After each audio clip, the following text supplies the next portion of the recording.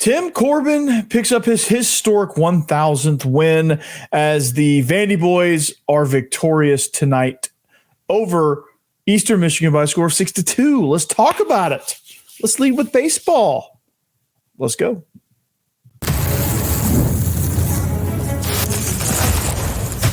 You are Locked On Vandy, your daily podcast on the Vanderbilt Commodores, part of the Locked On Podcast Network, your team every day.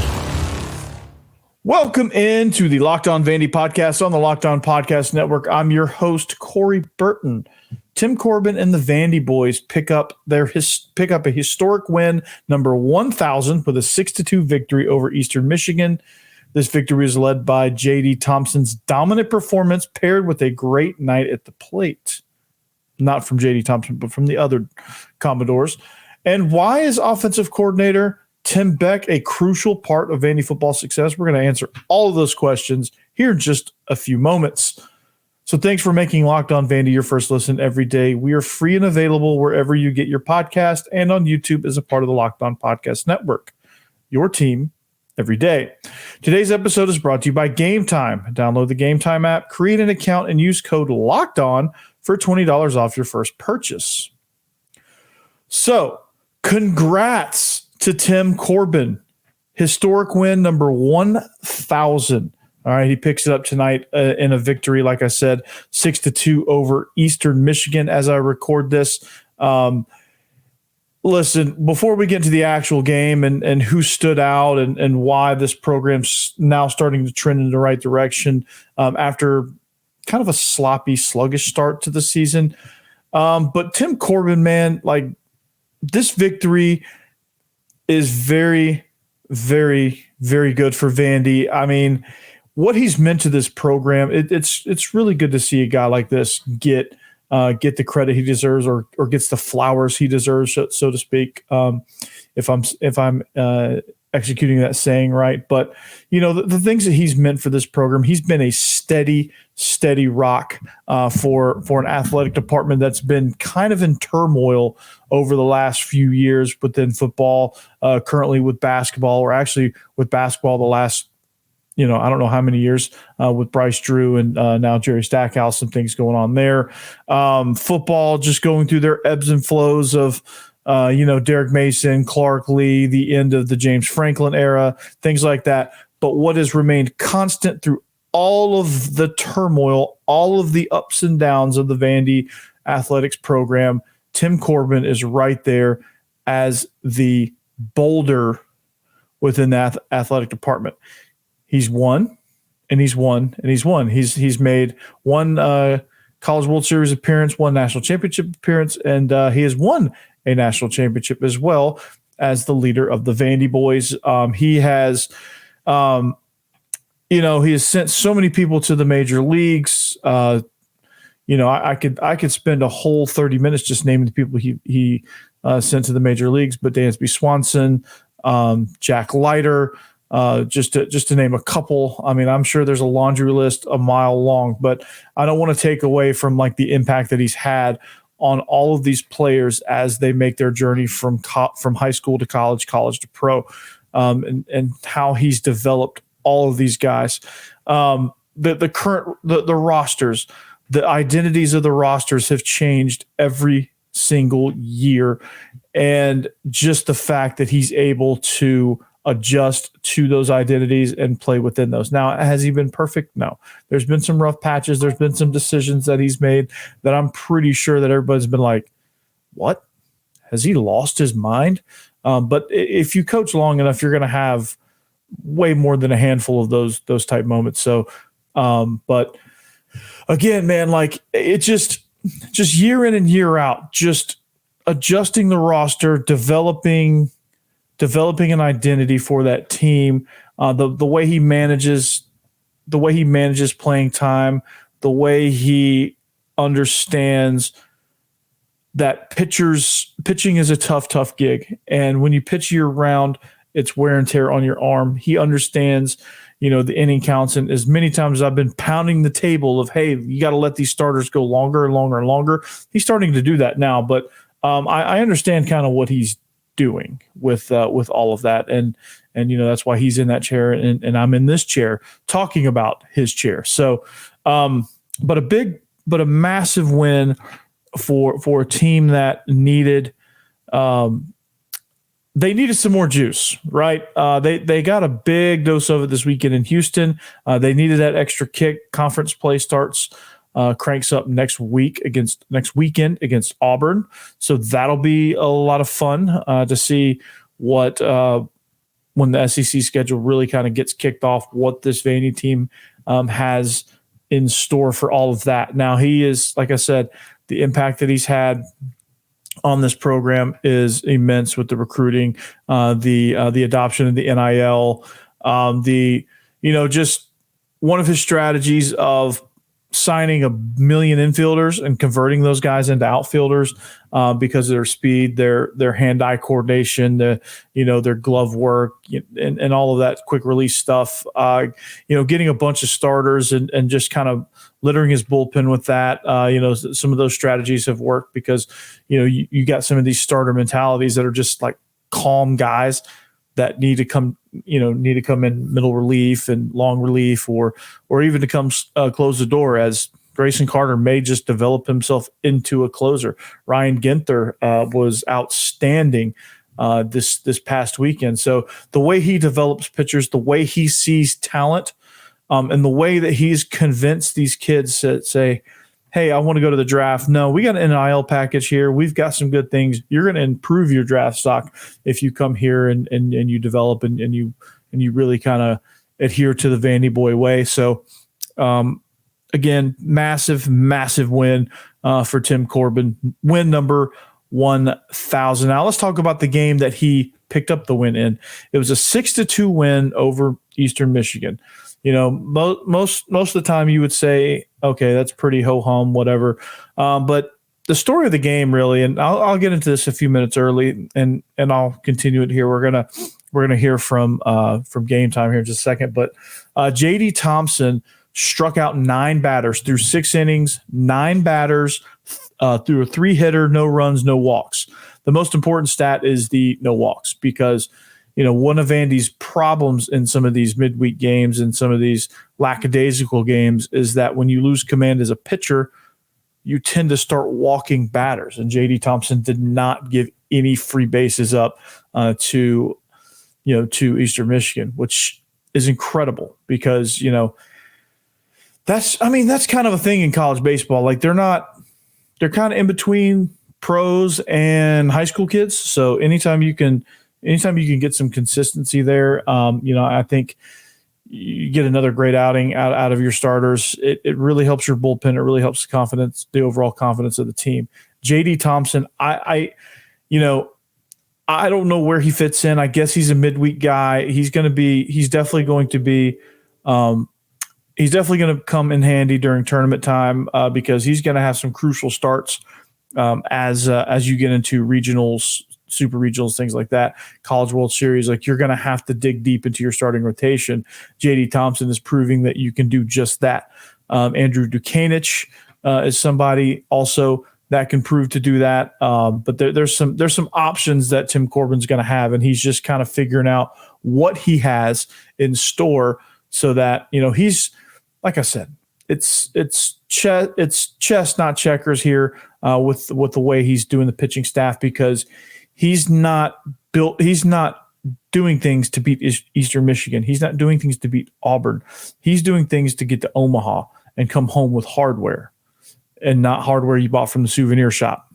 And it's incredible. And JD Thompson is, he's going to be a major factor in this whole thing. He's going to be somebody that you're going to look at in late May and June and go, okay, it's JD Thompson. He's on the mound. I think, well, Vandy's not losing this game. He's going to go strike out 9 and give up no runs and only 3 hits. Like he's not going to give anybody a free pass.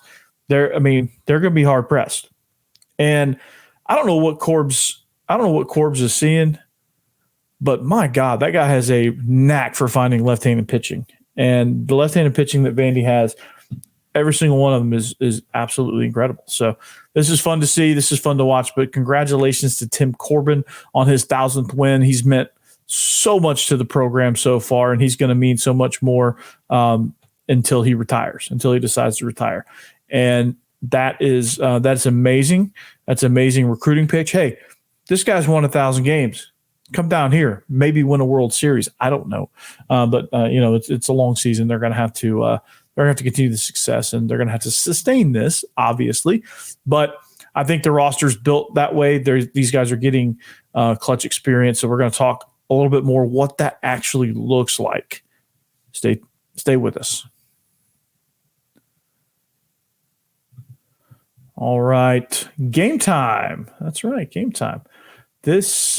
Have you ever had a frustrating ticket buying experience? Well, I've had one where, I didn't look at where the seats were and they were awful. So you shouldn't have to worry about buying tickets to your next big event. Gametime is the fastest, easiest way to buy tickets for all sports, music, comedy, and theater events near you. With killer last-minute deals, all-in prices, views from your seat, that's important, and their best price guarantee, Gametime takes the guesswork out of buying tickets. So, there's Nashville SC coming in, Lionel Messi. There's some pretty good deals. Obviously, the prices are jacked up a little bit because it's Lionel Messi, but Lionel Messi, I think that's how you say it, Lionel. But what I really love is that, like, on one half of the screen you see the view from the seat, on the other half you see the diagram. It's awesome, right? It makes it so easy. So Gametime is the only ticketing app that gives you complete peace of mind with your purchase. See the view from your seat before you buy, so you know exactly what to expect when you arrive. That's huge for me. All-in prices show your total up front, so you know you're getting a great deal before you check out. You can buy tickets in seconds with just 2 taps. They're obsessed with finding ways to help you save money on tickets. Gametime has deals on tickets right up to the start of the event, and even an hour after it starts. It's the place to find last-minute seats. So find exclusive flash deals and sponsored deals on tickets for football, basketball, baseball, concerts, comedy, theater, and more. With zone deals, you pick the section, and Gametime picks the seats for big-time savings. And the Gametime guarantee means you'll always get the best price. If you find tickets in the same section in a row for less, Gametime will credit you 110% of the difference. So take the guesswork out of buying tickets with Gametime. Download the Gametime app, create the account, use code LOCKEDON for $20 off your first purchase. Terms apply. Again, create an account, redeem code LOCKEDON for $20 off. Download Gametime today. Last minute tickets, lowest price, guaranteed.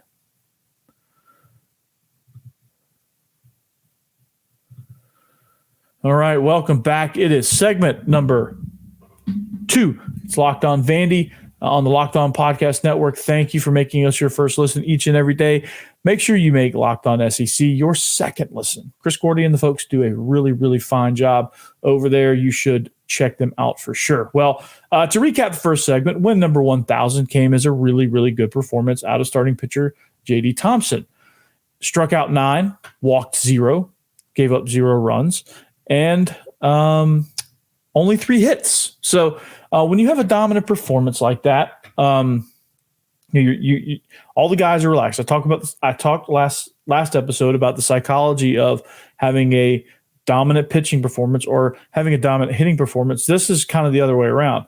The boys knew that, hey, we can not relax and like take the night off, but like there's not a whole lot of pressure when your guys dealing. So with that said, welcome to the Hawk, Logan Poteet. He gets his first start behind the plate at catcher tonight. The very first pitch he sees, boom. Actually, I won't say boom. It's ping. It goes over the left field fence, and it immediately gave Vanderbilt a 2-0 lead. So, again, what is with these guys hitting? What is with Vandy players hitting their first at bat, the first pitch they see of the season over the fence? It seems like everyone that gets their first start hits a home run in their first at bat. So the next guy that starts for the first time, no pressure, but you have to hit a home run in your first at bat or your first pitch. If you don't, you're an utter failure. It's unacceptable. You should be cut from the team. You should go down the road and play at Sam Houston State. I just made that up. So anyway, no, all jokes aside, when you look at the highlights of the pitch, it is, he crushes the ball. And that was exciting to see there. 408 feet, a kid out of Powell, Tennessee. I don't even know where Powell, Tennessee is, but he went and got one about knee high, outer half of the plate, and just roped it 408 feet into left field, just towards the center field portion of the monster. So again, big time play. Alan Espinal obviously getting the night off. He's been catching quite a bit, so he got the night off there, at least from behind the plate. Your DH was Camden Kozel, and he was 1 for 4 with he scored a run. He walked. Jonathan Vastine drew 4 walks. So Jonathan Vastine went 0 for 0. That's an interesting stat. Drew 4 walks. The team had 6 steals, 9 walks overall. Just a really good night at the plate. It just shows that this team really had good plate discipline when they were when you draw that many walks. You draw 9 walks.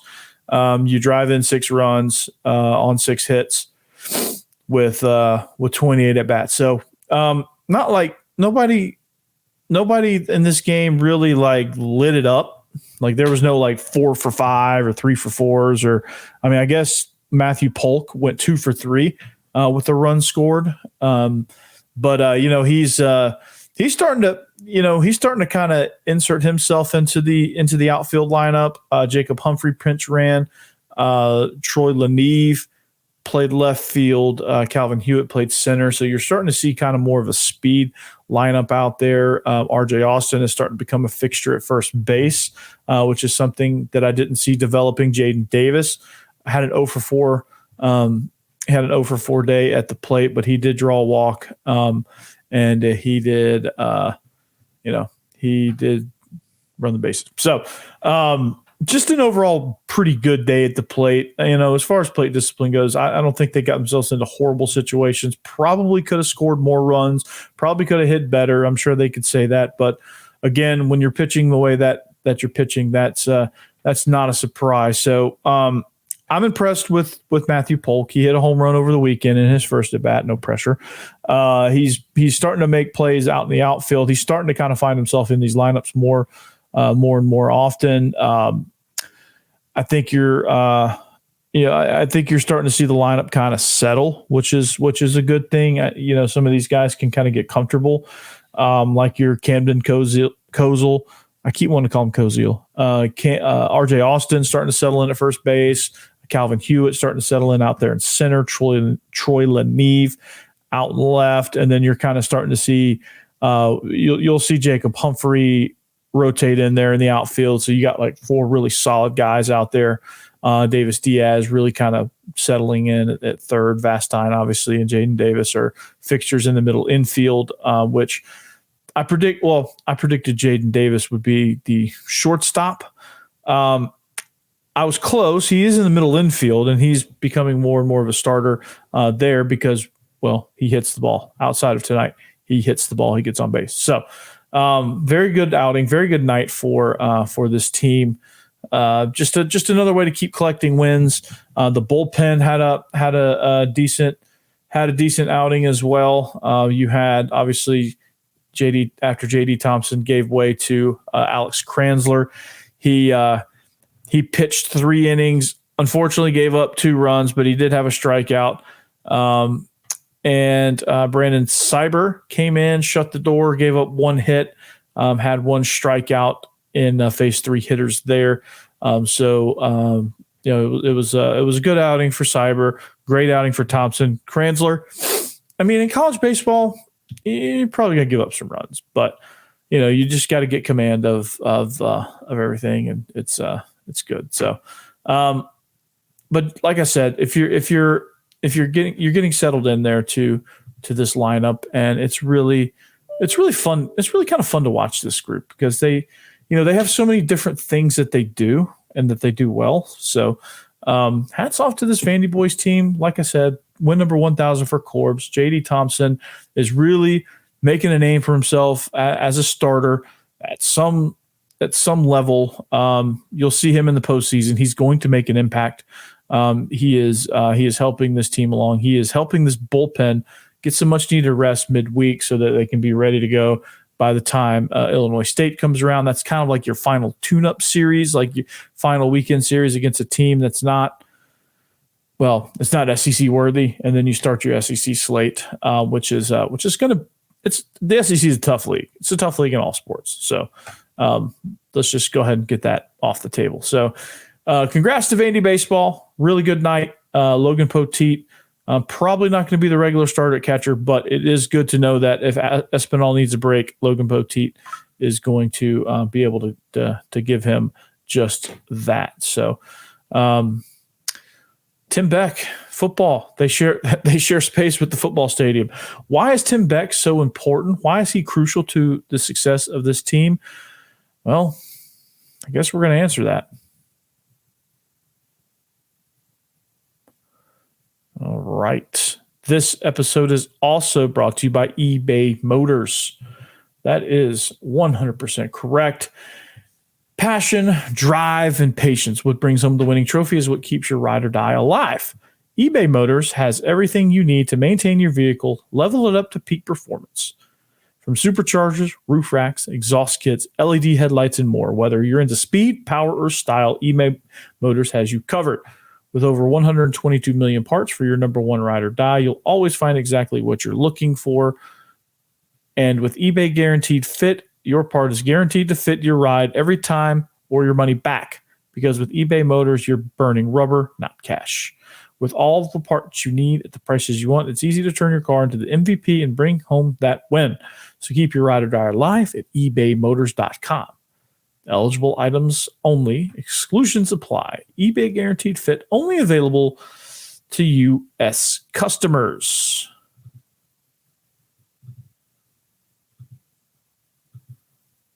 There we go. All right. Welcome back. We're going to wrap up the show here in just a few minutes. Thank you, Locked On Vandy.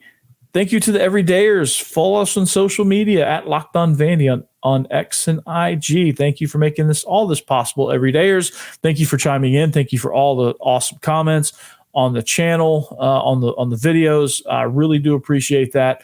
Got some really good feedback. 5 comments on this last video, 65 views. Keep spreading the word, guys, because when football season rolls around, we're going to be in a tizzy. And if the Vandyboys make College World Series, we're also going to be live, locked and loaded there. That's going to be a lot of fun as well. So you've got to keep it locked here, man. We got a lot of things happening. Spring football is right around the corner. So one of the things I wanted to mention, one of the things I wanted to talk about is that, I've had these discussions about the quarterbacks, and we did a little breakdown on Tim Beck and what you'll see out of his schemes and all that good stuff. But we never really answered the question, why is he crucial to the success of this offense? Well, I mean, obviously he's calling the plays. That's the obvious part, right? He's calling the plays. He's got to call good ball plays. He's got to pick the right quarterback. And I think the hardest thing that he's going to do is pick these quarterbacks, because I think, in watching play and watching his system, kind of understanding what he wants to do versus what he has, I think, again, his best quality is that he's very, very amendable. But, why is he going to be crucial to success is because of that flexibility. That's what's going to be the key here, because you watched Vandy every year under Clark Lee. They haven't really had much of an identity. In the 5-7 season, they had guys make big plays. They made big plays on special teams. They took advantage of turnovers and field position, and they capitalized. Right, they're very opportunistic. Well, that's not sustainable, as you saw last year, when teams forced them to drive, or when, teams really kind of ratcheted the pressure up. Vandy struggled. and it's very humbling going out to Las Vegas and getting dominated by the UNLV running Rebels. So, I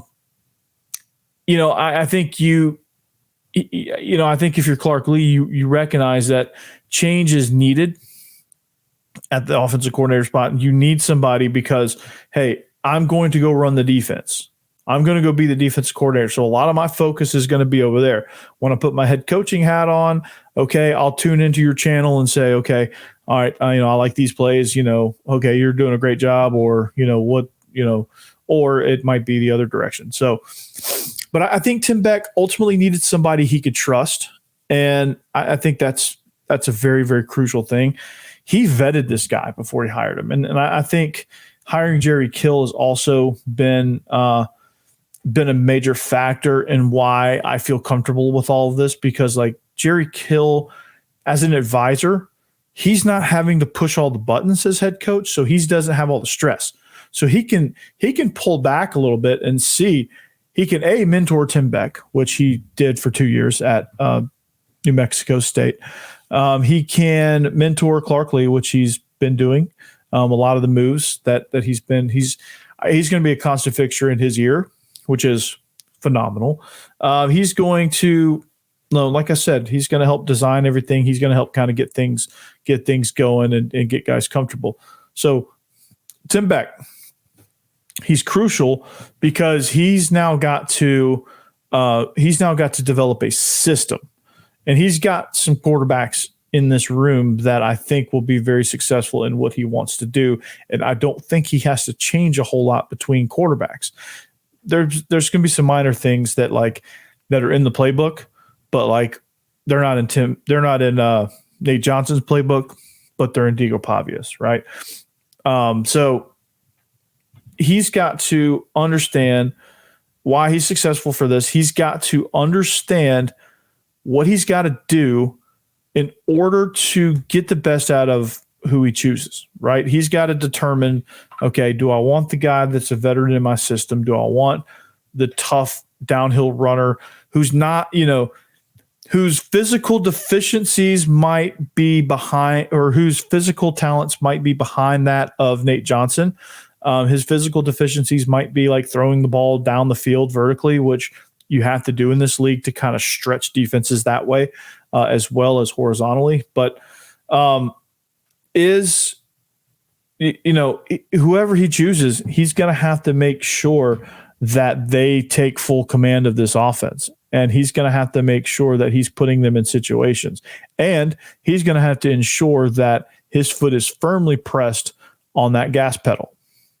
And that's important because, like, somebody made a comment, like, what makes you think Clark Lee is going to be successful? Well, he's made a lot of changes. He's setting himself up in positions to be successful. Whether he follows through and executes that when the time comes, that's another story. That's a bridge we'll cross later. But the bridge we're crossing right now is the fact that he is setting his things up so that he can cross that other bridge later where he's crossing into a bowl game, right? And one of those things was hiring Tim Beck. So the next question was like, hey, why do we believe Diego Pavia or Nate Johnson is going to be that? Because, Nate Johnson's just another Mike Wright and Diego Pavia is just an average talent. Well, if you look at talent alone, okay, yeah, Nate Johnson's a raw passer who can freaking move. He can run. He's got some accuracy. But he's got some moxie. He's got some intangible things. But he's still very, very raw in being an actual quarterback. Diego Pavia, just kind of a tough kid, tough guy that could run a little. He can run a little bit. He's got a little bit of speed. The guy, a little bit of boogie to him. But his main thing is he's tough and he's accurate. But his arm's not very strong. And what do you do with that? So if you look at just those things alone, yeah, of course you're probably like, well, what, this Corey Burton guy on Locked On Vandy smoking some major, major crack. But when you tie the coaching piece into it, it brings up a whole nother dimension.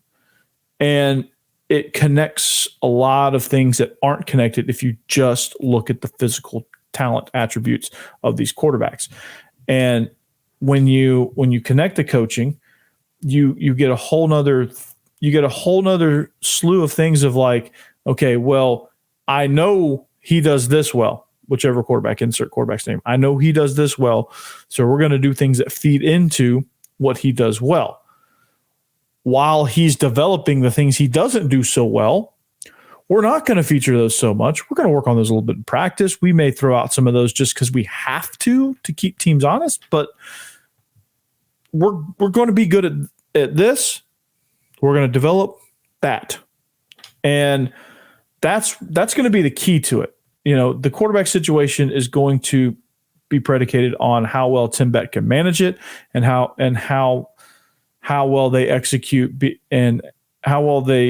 versus being put in situations to be able to execute. So that's kind of what I see from that standpoint. So that was a really good comment. Got me thinking a little bit today as I read it. So thank you for that. And keep making comments, keep engaging.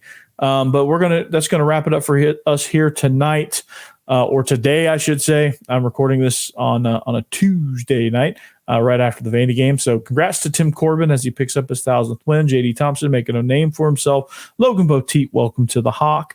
And Tim Beck is going to be a crucial key to success. That's what we learned. So anyway, tune in tomorrow as we take you closer and closer to the end of the week. But until then, as always, anchor down.